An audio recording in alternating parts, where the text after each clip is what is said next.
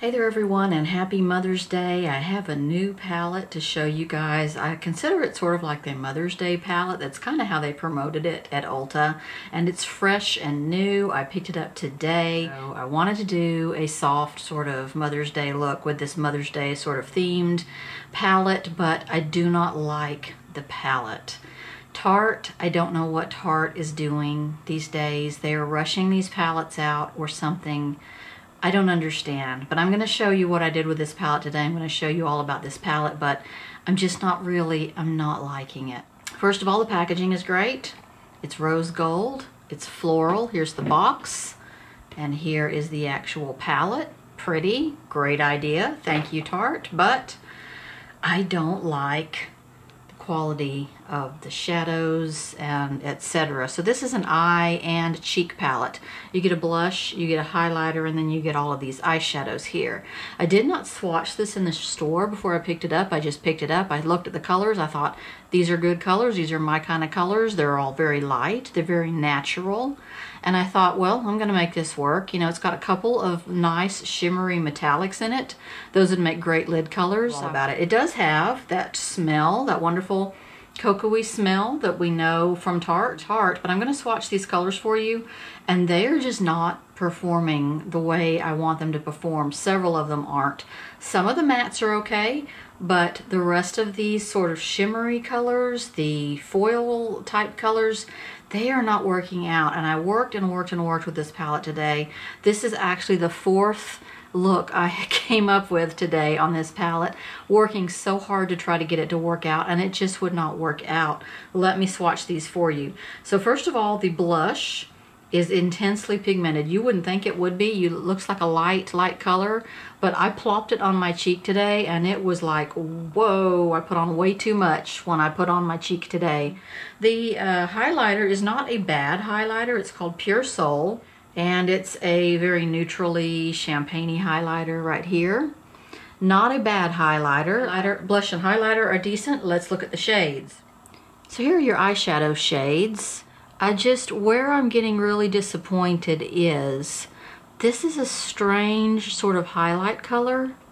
It's very powdery, has a very powdery background, and then there are little bits of what's trying to be sort of shimmer in it, and they just kind of fall out as you're putting it on. These two metallics are just flaky, flaky, flaky. There's not enough background color to them. They just flake and they fly all over your eye. So I tried to put those flaky colors, both of them, on separate times with a flat brush to try to get them to sort of stick to my lid. They didn't want to stick to my lid.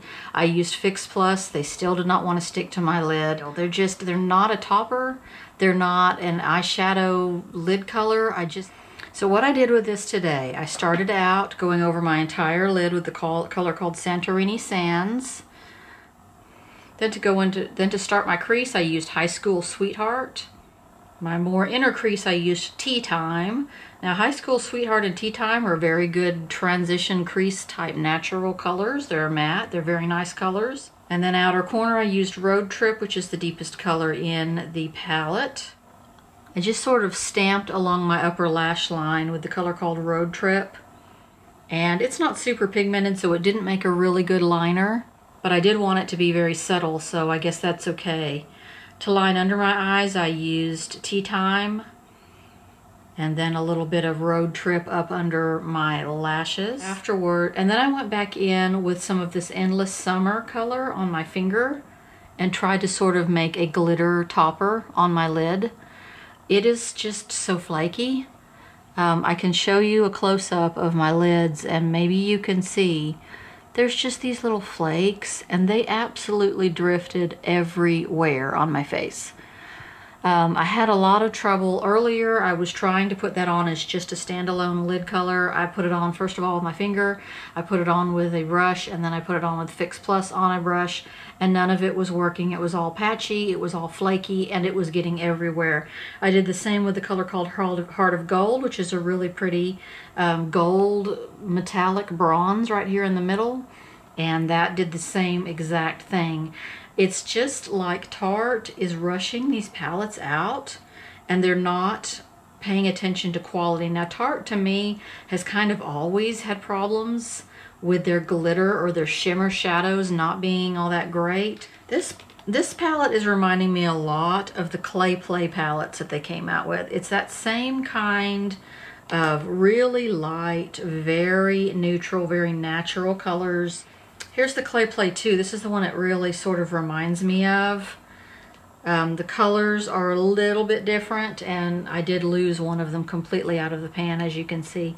But they're kind of related. Yeah, the Clay Play 2 has a couple of glitters in it, and I actually like, or a couple of metallics, I actually like the quality of them better than this current palette. So I don't know, these glitters are just giving me hell, and I really wanted them to be lid colors. I really wanted a glittery lid color on that. So I'm currently trying out the all-nighter powder from Urban Decay. I'm going to tell you guys all about this when I've worn it a few times. This is the waterproof setting powder. I have that on right now.